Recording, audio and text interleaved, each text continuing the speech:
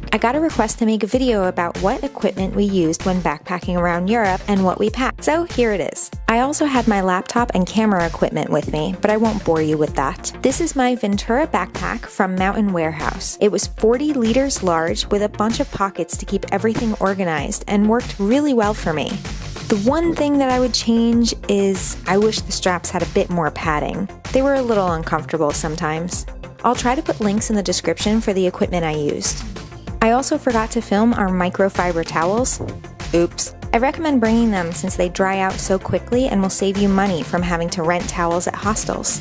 These packing cubes allowed for me to easily keep my clothes folded and organized. And all the air comes right out so they don't take up excess space. I'd seriously never go backpacking without them, and I can't recommend them enough. To try to make friends at hostels, I'd recommend pajamas that show your interests. I wore my Zombie Walks shirt and Harry Potter pants. They make great conversation starters. I'd like to state for the record that I overpacked.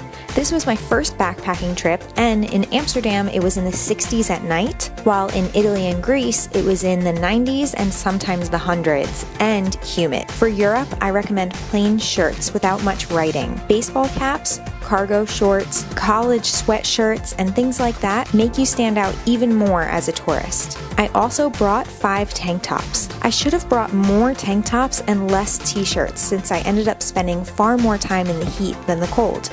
Okay, check out this awesome scarf. It has a secret zipper compartment to hide passports, cash, and more. It came in handy when I wanted to go out without carrying a bunch of stuff, and I didn't have to worry about pickpockets.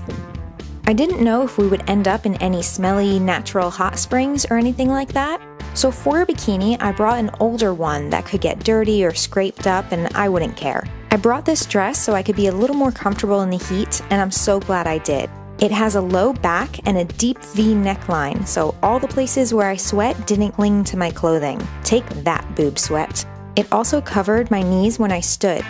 So if I wanted to visit any churches where I needed to cover up, I could just wrap a scarf around my top and be all set. This long skirt accompanied one pair of jeans, which I totally forgot to film. For jeans in Europe, I recommend not wearing anything with holes in them.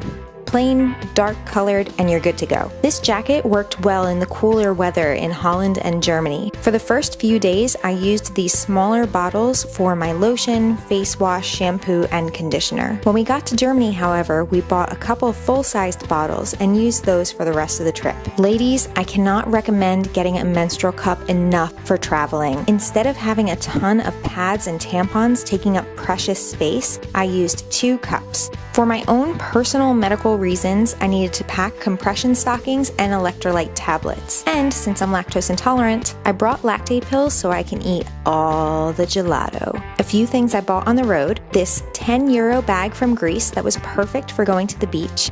I also ended up getting this tube top to be a bit more comfortable in the heat. And these pair of shorts because I didn't have any in Scotland. I hope you found this video helpful. If you liked it, please hit that like button. If you want to see more videos like this, please subscribe. And if you have any other video requests or questions, please comment below. Thanks for watching. Bye.